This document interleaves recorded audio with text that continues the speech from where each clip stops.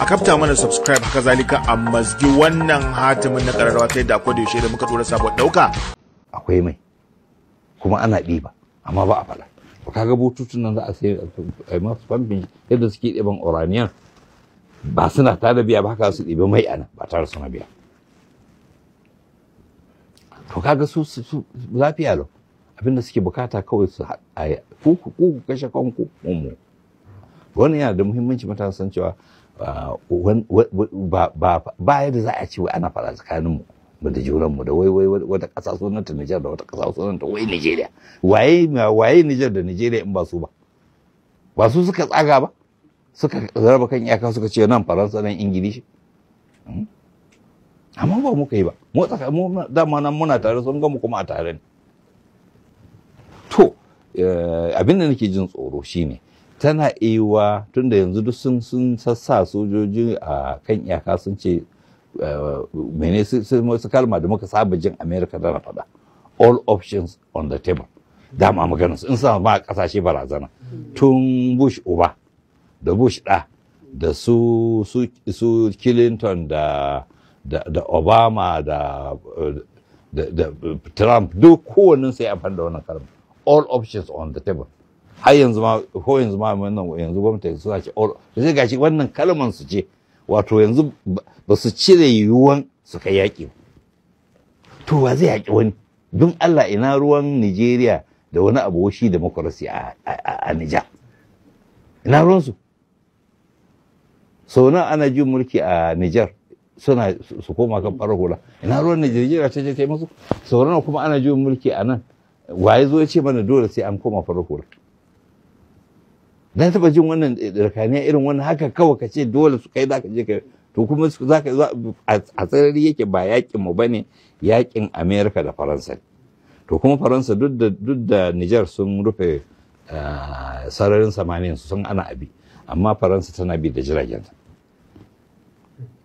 kuma suna da sansanoni na 'yan ta'adda wanda har an kama wasu sun je sun kwace su. Daga nan ake kawo har-hare Nigeria wanda ake ce mai 'yan Boko Haram na ai sansanonin su na can, za su kawo harare su ɗibi gwalagwale a raba. To yanzu abin da nake jin tsoro shine suna iya amfani da wannan 'yan ta'addan ko kuma su da kansu ma su kawo hari ta sama su ce Nijar ta kawo, sai a fake da wani a ce ai gashi nan Nijar ta kawo mana hari, saboda haka yanzu mu na Najeriya ma ta mai da martani. Zakaran da duk aka ji ko an yi harbi a Najeriya ko an kuro sun boda an, to ka tabbatar su ne suka yi, Faransa ne da Amerika suka yi, ba Nijar ba. Ba yadda za a yi faɗa babu ma gaba haka kawai. Na wani da nake ba su abin wani abu da na ji wani ya faɗa kamar karin magana ne, ya ce wai in ka ji ko ƙauye ka je kaga wa da ƙani suna faɗa, to ka bincika in baturen Ingila ya zo na Ingilishi ya zo na, ya ce saboda duk inda suka yi suna haɗa faɗa ne, duk inda suka ji dama da abu ɗinsu dai tun haka suka saba, duk inda suka ji su haɗa faɗa sai kenan shi wannan yake ba su dama su mallaka. To yanzu an taɓa haɗa faɗa ba abin da ya haɗa, muna zaune ko muna zumunci mu abu ɗaya ne, wai ba mu ba daban-daban ba ne, mu abu ɗaya ne, kawai rana ɗaya ce muna faɗa, wannan hauka har ina. To amma suna iya tun da su suke da bukatar faɗa ɗin, su za su iya zuwa su harbi wurare su ce kuma ana mai da martani, sai mu wai gari kawai ana rugurguza ƙauyukanmu da biranenmu, ana karkai ba a san adadin mutanen da za a kashe ba akan abin da babu gayar ba da illa za su ɗibi arziki. Shi kenan abin da ya kawo su, ba su kuma damu da duk cikanmu gaba ɗaya suna iya kashe ba su damu da kowa, ba mu ne muhimmanci yawa. Dama da suka fara yakin Ukraina an nuna sarari ba su damu da mutanen Ukraina ba, ko da duk za su halaka. Abin da suke suna son aita yakin ne har rashin da durƙushe abin da ya dame suke. In yi so duk mutanen Ukraina su halaka, amma kuma suna takaicin cewa mutanen Ukraina fa turawa ne, har suna batun wannan fa ba mutanen wai Afghanistan ne ko Iraq ba, mutane ne fa masu shuɗin ido. Kai ka ji irin wannan, wato abin takaici shine mutum mai shuɗin ido yake mutuwa. Inda mutumin Afghanistan ne ko mutum Iraq ai ba damu, sai mutum kawai. To yanzu kuma to ina ga mutum Afirka wanda shi ba su dauke ma bil adama ba, shi kaga shi za a iya kashe shi ba adam ba, in yi so duk gaba ɗaya shi ya kare ma. tun da shi ba su ɗauke shi ma a matsayin bil'adama ma ballantana har su tunanin don me ba zai mutu ba. To kuna banda tsakaniya ba, su wanda suka yi juyin mulkin nan a Nijar ba su kashe kowa ba, ko an kashe wani ko mutum ɗaya. To amma yanzu ana barazana za a yi amfani da ƙarfin soja a je a yi faɗa a kashe mutane don a dawo da bazon. In ka kai mutum yana da hankali, bazon ɗin nan yana hannun wane ne? Yana hannun su. Bazon ɗin nan fa mutum ne, ba tsauni ba ne. Ka san kana rigima kan tsauni, ka kori mutum sai ka kwace tsaunin ko? Ba kogi ba ne, in kogi ne sai ka kori mutum ka kwace kogi. To shi mutumin nan kuna tsammani yana hannunsa sai ku je sai ku musu rugudan wuta sai su ce muku ga bazun ɗinku.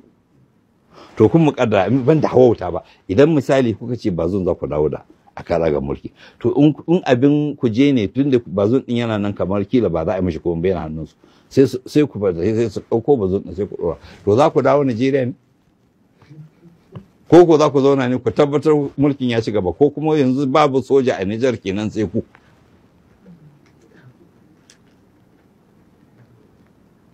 Na tabbata ba bazun ya dame su ba. Abin da ya dame su kawai su ce su haddasa kawai fitina a rugurguza kasashen nan guda biyu a nemi arzikin wurin illa iyaka. To da ma abin da ke tunanin nake jin da tsoron kada wata hana a wayi gari a ce an kawo mana hari a ce Nijar ne. In aka kawo mana hari mun san waye kawo mana hari. Amerika da Faransa ne, ba Nijar ba. Haka kuma in an kai hari Nijar, to ba Najeriya ta kai mata hari ba, Amerika da Faransa ne.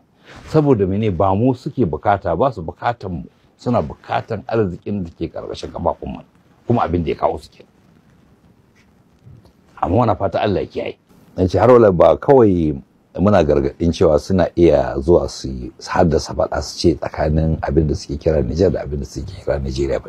Suna iya haddasa faɗa kuma a cikin kowaɗanne. Don yanzu ma suna iya haddasa faɗa na ƙabilanci a cikin ita Nijar ɗin. Su ce mutanen bazo yan ƙabila kaza ne, mutanen kuma wannan ko su sai a yi faɗa. Kamar yadda suka haddasa a Sudan ana yi tsakanin Dinka da No. To suna iya haddasa wannan. Kuma Najeriya ɗin ma shi ma suna iya daman su ba da dama ana cikin wannan, wani ɓangare ya ce shi ma ya ɓalle. An fahimta, sai ya zama kuma an koma ainihin ana faɗanci ma cikin gida a cikin Najeriya. Duk zai taimake su, kowanne zai taimake su ne. Faɗan cikin gida yana ewa a cikin Najeriya kanta tsakanin kudu da arewa, ko kudu maso gabas ya ce ya ɓalle. An fahimta ai, dama akwai masu kiran ɓalle-ɓalle, haka sai a ce a raba ƙasan gida 3 ko 4. A fahimta, sannan kuma cikin ko arewa ma suna iya haddasa rigima, su ce akwai musulmi akwai kirista. An fahimta, duk suna iya haddasa wannan. Saboda haka a kiyaye, musamman 'yan Nijar kar su yarda a jefa su a faɗan kabilanci, domin su al'umma guda ce, kuma kabila Allah ne da ya yi kabila, ba wai ne ya kabila ba, ko akwai bambancin kabila tsakanin wasu da wasu, Allah ne ya kabilo ne, kamar yadda Allah ta aiki cewa ja'alnakum shu'uban wa qaba'ila li ta'arafu. Allah ne ya kabiloli da mutane daban-daban don su san juna, ba don su yi faɗa ba. Saboda haka yanzu ana iya haddasa wannan, a kiyaye kar a yadda a faɗa rigiman cikin gida tsakanin mutumin Nijar da mutumin Nijar da sunan wannan ɗan ƙabila kaza ne ko wancan ɗan ƙabila kaza ne. Kuma ake har wala mu kuma nan kada haddasa mana rigiman cikin gida tsakanin kudu da arewa, ko tsakanin musulmi da kirista, ko tsakanin wasu ƙabila da wasu ƙabila. Allah da ya kiyaye. Kamar da muka ce muna da babban makami wanda ya fi kowane irin makami, shine komawa ga Allah. Koma ga Allah da magiya da addu'a don duk wata aniya ta makiya Allah ta'ala ya fi karfin su karfin nasu na makami ne, amma karfin Allah ya fi su. Amma da sun ce man ashaddu min na quwwa, Allah ta'ala ya ce to ba su ga wanda ya halice su ya fi su karfi ba. Yawa to Allah ta'ala ya fi karfin su, muna fata Allah ta'ala ya kiyaye mu da kiyayewarsa insha Allah.